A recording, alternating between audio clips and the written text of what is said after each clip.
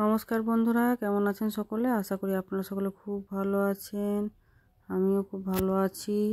এখন চলছে শীতকাল, তাই শীতকালে বাজারে প্রচুর মটরশুঁটি পাওয়া যাচ্ছে। তাই আজ বানিয়ে ফেললাম কড়াইশুঁটির কচুরি, আর সেই রেসিপি আজকে আপনাদের সাথে শেয়ার করতে চলে এলাম।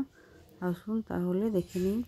কড়াইশুঁটির কচুরি বানানোর জন্য প্রথমেই 500 গ্রাম মতো মটর ছাড়িয়ে নিয়েছি, আর নিয়েছি দুটো বড় পেঁয়াজ কুচি, কয়েক কোয়া রসুন কুচি, আর সামান্য আদা কুচি, আর লঙ্কা স্বাদ মতো যতটা যে ঝাল পছন্দ করেন নিয়ে নিতে পারেন, আর নিয়েছি ধনেপাতা কুচি। এবারে মটরশুঁটি এবং সমস্ত কুচি করে নেওয়া উপকরণগুলি একটি মিক্সারের সাহায্যে সামান্য জল দিয়ে সুন্দর করে একটা পেস্ট বানিয়ে নেব। গ্যাসের মধ্যে একটি কড়াই বসে সামান্য তেল দিতে হবে। তেল গরম হলে পেস্ট করে রাখা মটরশুঁটিটা দিয়ে দিতে হবে। তারপর তেলের মধ্যে ভালো করে নাড়াচাড়া করে মিশিয়ে নেব। আর তেলটা দেওয়ার কারণ হলো যাতে কড়াইয়ে জলটা না ধরে যায়, তাই ভালো করে তেলটা মিশিয়ে নিলাম। এরপর দিয়ে দিলাম এর মধ্যে 1 চামচ লবণ আর 2 চামচ চিনি। এরপর বাটিতে ভেজানো ছিল জলের মধ্যে 1/2 চামচ হিং, সেটাকে ওই মিশ্রণটার মধ্যে দিয়ে দিলাম। তারপর ভালো করে নাড়াচাড়া করে মিশ্রণটিকে মিশিয়ে নিলাম এবং মাঝারি আঁচে এটাকে টাইট হতে দিলাম। মোটামুটি টাইট করে নিলাম যাতে পুরটা ভালোভাবে ভরা যায়। এবারে গ্যাস বন্ধ করে এই মটরশুঁটি পুরটি একটি বাটির মধ্যে নামিয়ে রাখলাম।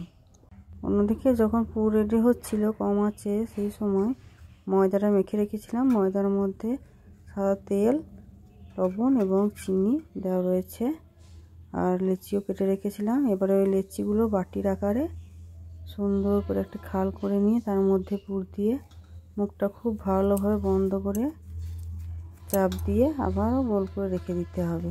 এইভাবে প্রত্যেকটা লেচি গোল গোল করে পুর ভরে নিয়েছি এবং সুন্দর করে বেলে দিচ্ছি।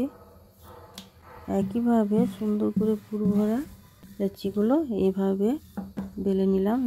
এবারে গ্যাসের মধ্যে কড়াই গরম করে তেলও গরম করে নিলাম এবং ভালোভাবে তেলটা গরম হয়ে এলে এক এক করে কচুরিগুলো ভেজে নিলাম। তাহলে রেডি সুন্দর মুচমুচে কড়াইশুঁটির কচুরি। এই শীতকালে যেহেতু বাজারে প্রচুর কড়াইশুঁটি পাওয়া যাচ্ছে, তাই আপনারাও চাইলেই খুব সহজে এভাবেই বিকালে কিংবা সকালে জলখাবারে কড়াইশুঁটির কচুরি বানিয়ে খেতে পারেন। আশা করি ভালো লাগবে। আর এই রেসিপিটি কেমন লাগলো অবশ্যই জানাবেন। ভালো লাগলে অবশ্যই লাইক শেয়ার করবেন। আর নতুন বন্ধুদের অনুরোধ আমার চ্যানেলটি সাবস্ক্রাইব করে আমার পাশে থাকবেন।